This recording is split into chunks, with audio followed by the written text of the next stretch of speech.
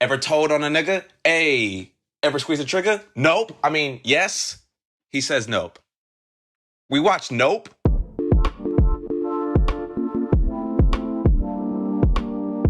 Welcome to Fade to Black, a podcast where we talk about movies throughout the month of February.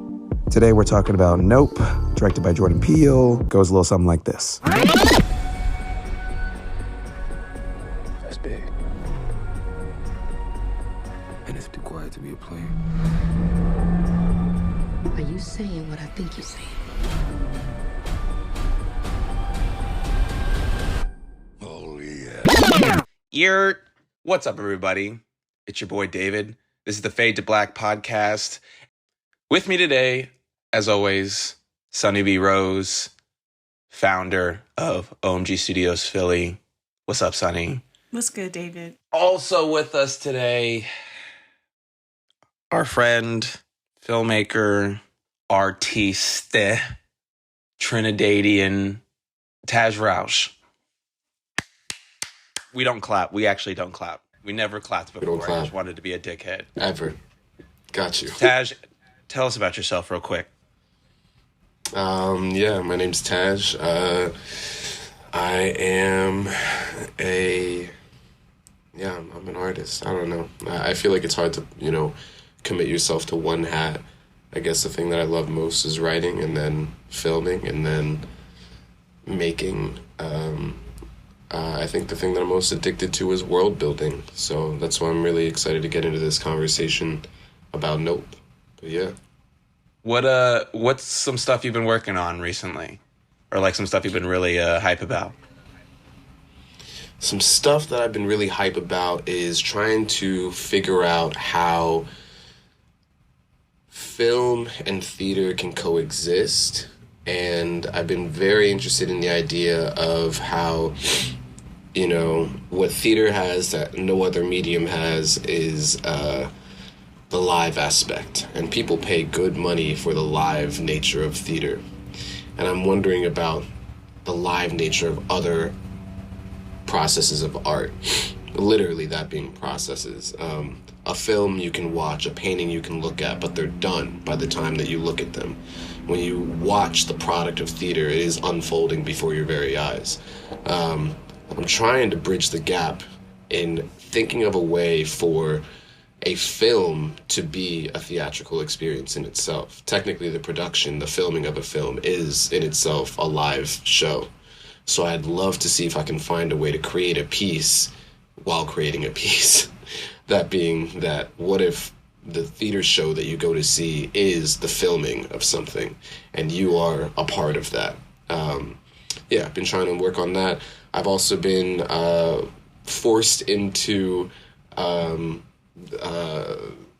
exploring AI with the current job that I'm working that has me designing visuals for a cruise. And it's very interesting to see where our world is going with that.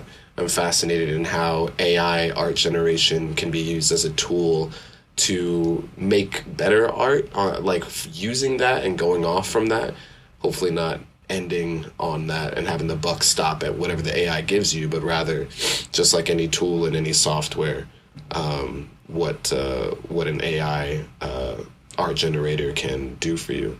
So that's something that I've been using a lot in the current job that I'm working, but that's been what I've been up to.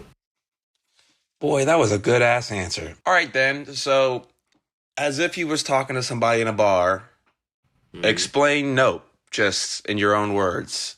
Great. The best way that I can describe Nope in terms of what sets this movie apart from, what makes it original, right? Because I think for me, something big about, I was just talking earlier to my friend about this, that there's this idea of, and I used to talk all the time in college with my roommate Josh Walker about this too. He was of the opinion that originality is dead, and I've always been of the opinion that that's bullshit, and that you can find originality in anything if you delve deep enough. So to me, when I explain the story, the hook of any good story, piece, film, whatever, is what sets it apart, what makes it original. Okay, so if I'm in a bar and I'm explaining to someone what Nope is, all right, you ever seen how every UFO story you've ever seen has the zoom, you get beamed up. You know, there's this beam me up idea. Great. You know what that UFO is like? Awesome. That opening, imagine it's a mouth. That's Nope. Nope is a UFO that in itself, there is no alien. The UFO, the ship, is the alien, the creature, and the opening, the beam me up, Scotty, that's a mouth. That's Nope. It's 3 movies. It's 3 movies in one. And I don't think the movie is very concerned with its own plot as much. And honestly, the more that I think about the plot and the characters, the more I start to dislike the movie. More important than the literal plot of following these characters is, to me at least, the nature of like what it's trying to tell. So I explained to you the quirk, the original quirk of it. Now, what is Nope about? It is about don't stare into the abyss, because the abyss will stare back. And what is the abyss? The abyss is that which is wild and untamed. And the abyss is that which we are addicted to, which in this case can be Hollywood, can be many things. But to answer your question to the very literal, in terms of what you'd see as a logline on Netflix, 2 siblings find themselves forced to work together in the loss of their father. Yeah, so we have these 2 black Hollywood ranchers. They're, like you said, their dad died from this UFO thing. They don't really know how to describe what happened. Years later, it pops up around town again. They're trying to get footage of it and sell it. They're trying to capture this monster and sell the footage. What's more profitable than the first really good visual of a UFO? Their great-great-great-grandfather was the iconic first image on film of a man riding a horse, where they figured out that horses gallop like lifting all their legs up off the ground. That was a black man, and that's their grandfather. And that was the first footage ever filmed. The first moving frames ever recorded was footage of a horse with a jockey on it. And the jockey was black and was in their lineage. And I think that's part of why they care so much about grabbing this footage of the first UFO. I was just going to say, for me, it felt like this one felt like it had the least amount of metaphors. Like, I thought that Us was probably the one that felt like too many things going on at once and none of them fully connected. I felt like Get Out was probably one that was like really, really clear, but it also like just pulled a bunch of references, which feels like what Nope did as well. Like, it feels like a lot of references to things, but the plot seemed very simple. Like, I've heard him wanting to just dive into horror and just wanting a film to be a film. And so it's like, this is just a thing about an alien, you know? And I think that's where it leans more into that Steven Spielberg world where we're just trying to see the monster, and the whole thing is about the monster and its reveal, and the characters are just leading us along the way. Sorry, the lights went off. All good. So it's not really about them, you know, but like it's about the monster and like what it means to even like be in space with it. I so agree. What you said about Us is exactly why that's probably my least favorite of his movies. I will also say I don't think that it's on the same level as Get Out when it comes to metaphors. Like, I think Get Out is a direct, pretty singular metaphor. I think, again, there's a lot of metaphors going on with Nope. But its plot, like you said, is simple. But I don't think its plot is very tied to its metaphors whatsoever. You know what I mean? I think it's like its plot is its own thing, and then its metaphors, and this sometimes to its detriment, it has metaphors for things that have nothing to do with the characters that we're even following. And that's really interesting. It's going back to David's point on, I can totally see how this is a commentary of Jordan's feelings on where he's at in the industry. And so because of that, sometimes Nope feels like a beautifully shot film that is not as much a film as it is almost like a meta commentary of sorts. I mean, it gets really meta when you start putting in that cinematographer character, who is this guy that, like, you know, I mean, that's almost, with the inclusion of that character, the film starts to bridge into territory of farcical, like satire on the film industry. For sure. And that's really, and so I totally agree with you that, like, it is kind of talking about the industry. So much so that if I'm going to care about this movie at all, I kind of care less about the characters and more so about the beast, what it is a metaphor for, and the industry that is this, Jordan's making this big commentary on. I think that's like the most interesting aspect to me about all that. Yeah. I guess explaining like my view of like it being his place in the film industry, like I think like just referencing the man on the horse I didn't know that guy was black. I've seen that clip a million times of the first footage ever made.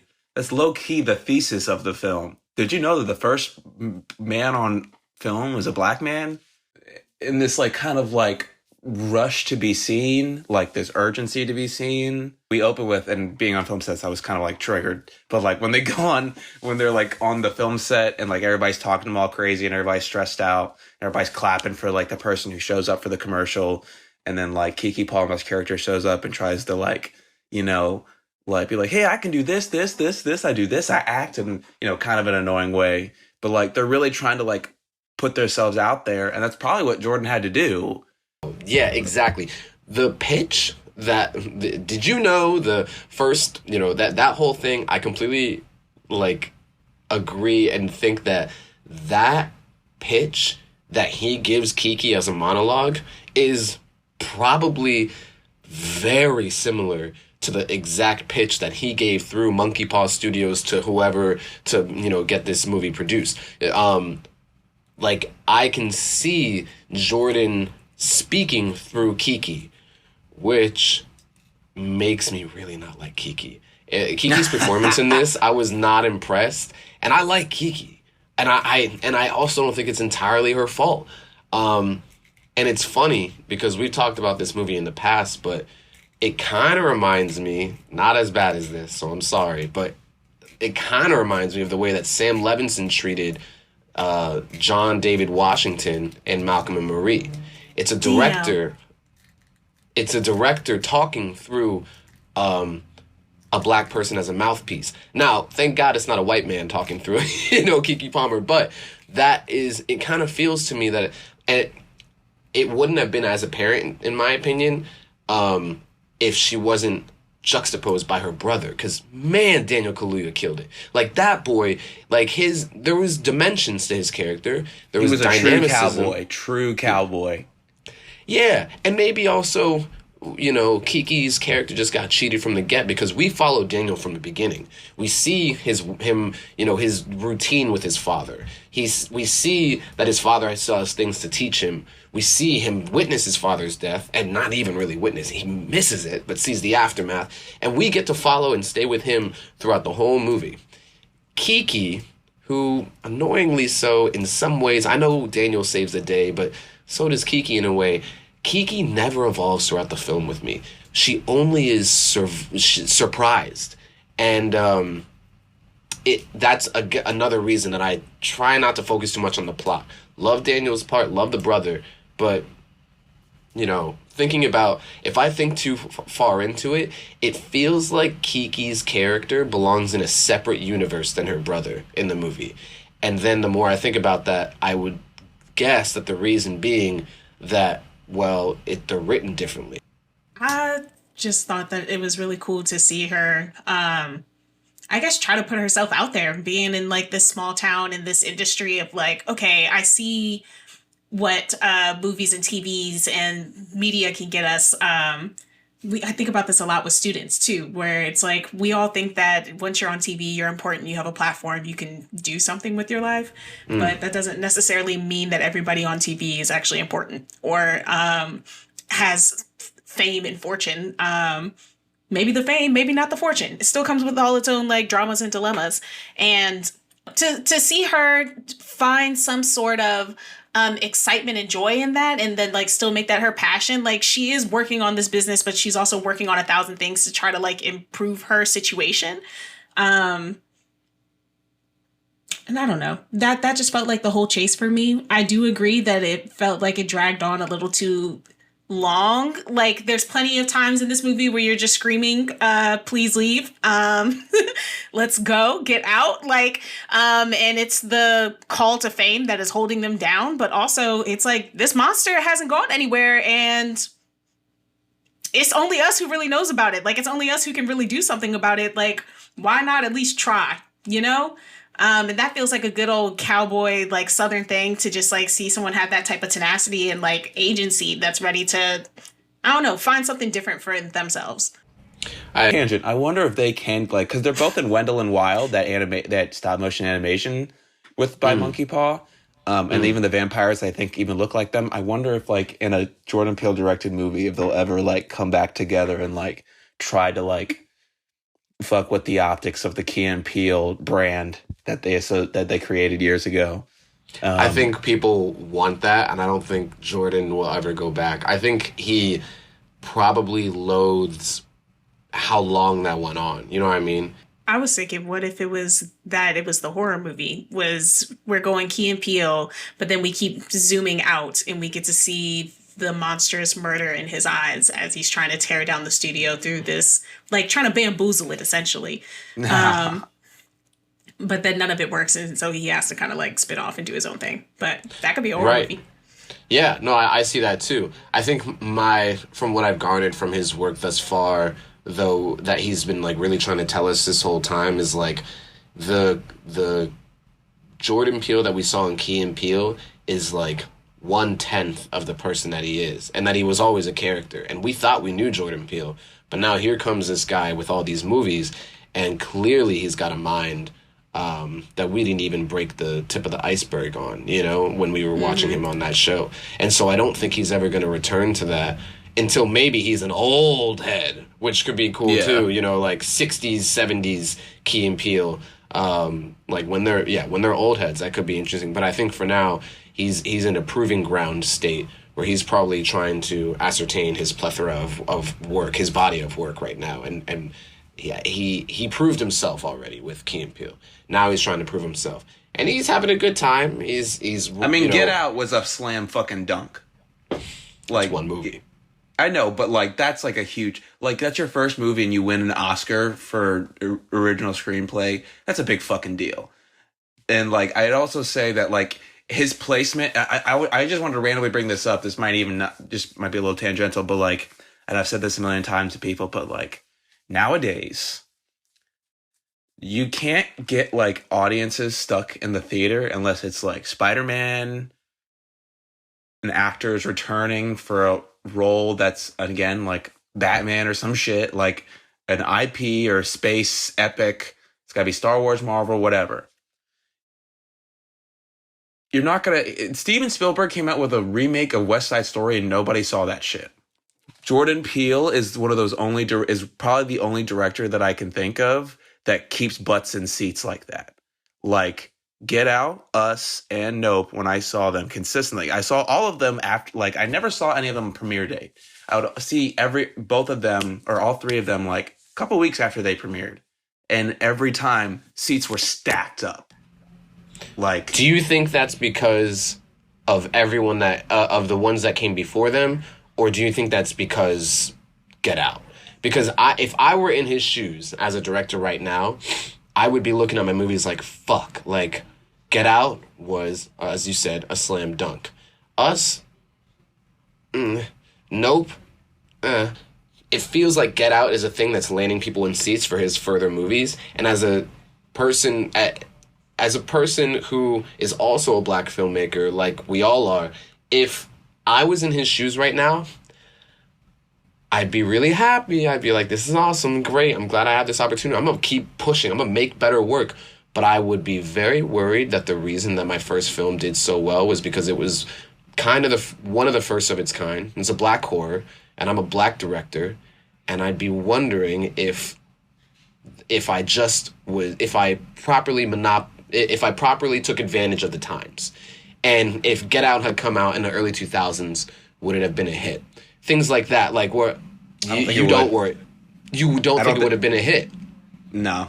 Well, that is exactly... So then if I was in Jordan Peele's shoes right now, I'd be terrified. Because it's to say that I'm not making timeless pieces. That and there's something to be said about being of the times. That's great. But every great artist wants their art to stand the test of time. I do think that Get Out could be a timeless film. And also, this is now just like the Jordan Peele episode more than it is the Nope episode. 100%. Yeah. It's cool. Who cares? But I feel like Nope is still... Or not Nope. Get Out is still a timeless piece because it's... amplifying the fear that Black people have of white people. And like, yes, it feels more relevant because it's like post-Obama, and that's where like there's like a influx of more white folks who are like, yes, we did it, we're cool, we got this. And a false feeling of safety. And like the fear that like, no, there's still white people. There's still the white supremacists that you have known and loved, just disguised as Democrats. I think that is a thing that is still going to stand the test of time as long as white supremacy culture exists, and still would have been something really relevant in the early 2000s, just maybe white people would have been a lot more angry about it. You know? Yeah, that's one. And I think the reason I'm also saying it wouldn't have survived in the early 2000s is because I 100% believe if you look in the 90s, there was a lot more Black projects and a lot more like a very diverse movies happening. And then 9/11 happened, and a bunch of action movies and all these things were just like everything was white again. Everything was white again. Like, so I think it just people just would have been like, oh, really? We're still talking about this? Like, come on. Like, Rodney King was like, whenever ago. I think people were just too stupid. Well, then the question is also, who's your audience, though? Because the people who would say that are white people. I feel like Black people still in the early 2000s would have been like, fuck, yeah, maybe we should stop talking to these snow bunnies that everybody's chasing after at this time. Like, I think when you talk about, like, this is a film for Black people, like, it got Black people scared, it got Black people thinking, then it's successful. But if you're wondering, like, how white people react to it, then that's not the target audience, Like, who cares about their opinions? Well, it's funny you say that because I actually find I've met most of the people that are critical of Get Out are Black. And maybe part of it is because they feel like they're allowed to be. But I definitely found that the revelatory aspect of Get Out was most revelational to white audiences. So I hear you on the FUBU, but I feel like it could have gone further with the FUBU and Get Out. I always felt like that. I like Get Out a lot. But personally, I said earlier, if that was a 10 out of 10, it's an 8 out of 10 for me. And Nope and Us are 6s. And I love his movies. But, we're talking about horror movies here. I mean, this is a field of 3s. As a genre, most horror movies I see are all fucking 3s. Get Out, I feel like it allowed for more Black-centric movies to come forth in the genre. It was a pioneer, and it will always and should always be respected as such. But there will be deeper movies that come out. 100%. And I look forward to those. And when they do come out, unfortunately, I will consider those 9s or 10s if they deserve it, and I will put them above Get Out, even though that was the fucking trailblazer. 9s and 10s could have never happened without that. But I think the other thing for Get Out that makes it different, they'll probably make it different from all those other movies, was the theater experience of Get Out. Like, I don't think probably in fucking years Black people have had a movie where they were allowed to scream in the theater. Like they were asked to scream in the theater. And I remember being there for that to happen. I saw it twice, and that happened twice. The revelatoriness for the Black people, I think, just regular Black folk, I think, was just like, movies are for us. Like, that was like, it wasn't because you're right. Like, the white people were like, oh my God, I never thought about it that way. For sure. Yeah. And black people, they would be like, oh shit, somebody, it was either, oh, somebody like really explained that well, or they were just like, yeah, fuck yeah, this movie's awesome. Black movies are the shit, bro. Blah. Not that every black person talks like that, but it was just like, it was a lot of like open, loving rowdiness in the theater.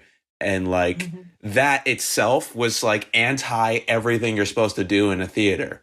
And like I think that's for all of his movies, is that they're like they break the, and they're not even that good of, like, you're right, they're not that good of movies. I don't think they're like complete masterpieces, but I think most of all is that they're identifiable. You can kind of tell you're starting to know what a Jordan Peele movie feels and looks like and sounds like. The music is usually it's the same guy, I forget his name. Sound design in general is crazy in all his movies.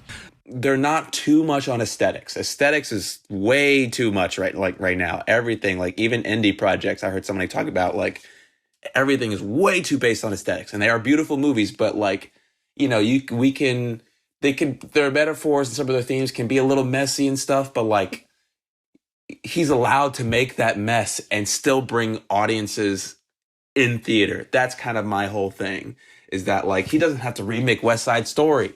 He's Jordan Peele, and he can tell this random movie about a living UFO, and that movie's gonna do great for like 4 weeks just because of him and like how awesome Get Out was. And like, are people still searching for the first high of Get Out? Yeah, but like that's just crazy how, like, who else has that type of movie where people are kind of waiting for the high of that first one? I was about to say Spike Lee. Because even talking about like Jordan Peele's voice, that BlacKkKlansman felt like such a good blend between the two of them. Like you got all of the suspense, all of the character poignancy that Jordan Peele brings, but then you still get the aesthetics of Spike. You get like a lot of those deeper monologues and what am I trying to think? Every time I see Spike Lee, I just think like direct address centered to the camera. So it's like that and the world building and the characters. But yeah, love to see the Jordan Peele voice and how it transforms per movie. And I love how much of a nerd he is. Like he clearly loves cinema and like other shit. Like you have the Akira slide on the motorcycle. Like I literally went, oh fuck, when she did that. Yeah, that was cool. It's just, yeah, it's like, it's cool moments. It's fun. I think another person he's not like this, but like, I feel the same way about him. I feel like someone like Sam Raimi, where like his films aren't perfect and they're different movies completely. But I just love how substantive and how much he's going for things. There's sometimes he could probably go more. I think there's some things like, I feel like he should have went less. Like Us should have been like a smaller, like, I don't think that should have been the whole world had their own clones. I think if that was just the family, you could know that the world has their own clones, but if you just only saw the families, that would have been, you know. But yeah, you're right. This is basically a really the Jordan Peele episode, which is fine. But that's kind of what I wanted to talk about, because I like talking about him, and he's in an interesting spot in filmmaking, especially now. I say that also with the whole butts and seats thing, because most people are putting shit on streaming, and it's hard to get movies in the theater unless it's Spider-Man or Star Wars. Even most Marvel shit is going to streaming. So again, you better have fucking Tobey Maguire coming back as fucking Spider-Man, or fucking the biggest fucking crazy action movie you've ever seen that is in 3D, or it's Avatar 2, or your name is Jordan Peele. That's insane. Yeah. Taj, where can we find you? Your stuff? Oh, man. It's just my name on Instagram, Taj Rauch. At Taj Rauch on Instagram. That's the only social media I can keep up with. I don't even update my site enough. I feel like it's something that's I'm trying to take this next year to really hunker down and or bunker down. I don't even know what the phrase is, but I'm trying to take I'm trying to take this time to really work on building a platform. So I've spent a lot of time pushing my own art out, and I think that's important.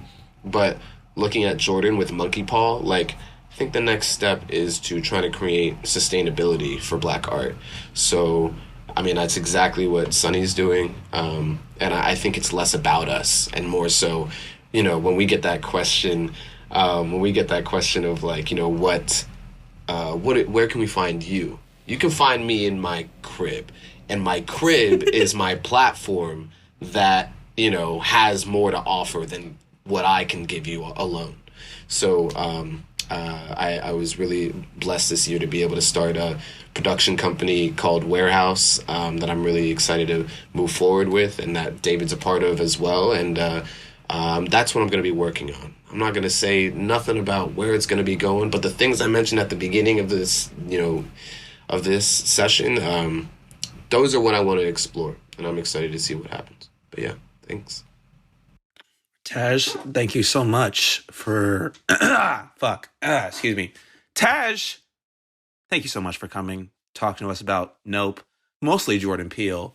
But that's kind of how I wanted the discussion to go, because people have had their discussions about Nope. Like, we're not going to do a deep dive about what shit means. Like, people have already done that. I kind of just wanted to have a conversation of like Jordan Peele fans having a nuanced discussion about Jordan Peele, because like, we could be like, oh, I don't think he does this well, or blah, blah, blah. That doesn't mean we don't fucking love him, like, or his projects. And I don't know the nigga personally, but like it's like you support, it's like your favorite team. It's like you love them, and their defense isn't that good, but they're working on it.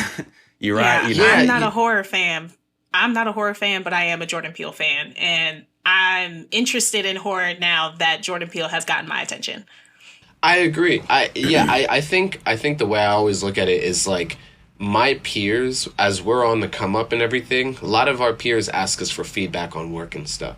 And I find it troublesome sometimes, because when I look at the work, the effort that they put in, my inclination always initially is like, oh, fuck, keep going. That's sick. You did this? I don't care if it's a 5 out of 10, a 4 out of 10, or you know what I mean? It's like, you did this, which means you can keep doing better. The reason that I apply scrutiny and criticism to someone like Jordan Peele is because my nigga made it. So long as he, you know what I mean? So as long as he's there, he can have criticism from us young black folk growing up watching all of this. I think that's beautiful. So the best part is, applying our criticism to anything means that we're putting in the effort to analyze it in the first place. And I'm going to analyze his work as long as he keeps putting it out, And that's what we should be allowed to do, is to just enjoy the film as the film and talk about it as a film, and not have to understand what it means in the context of a white supremacist culture. Hell yeah. All right, y'all. That was Fade to Black. I'm David. It was Suni and Taj. It was David, Suni, and Taj on a night in October. But, you'll hear this in February, so enjoy your blackity blackness.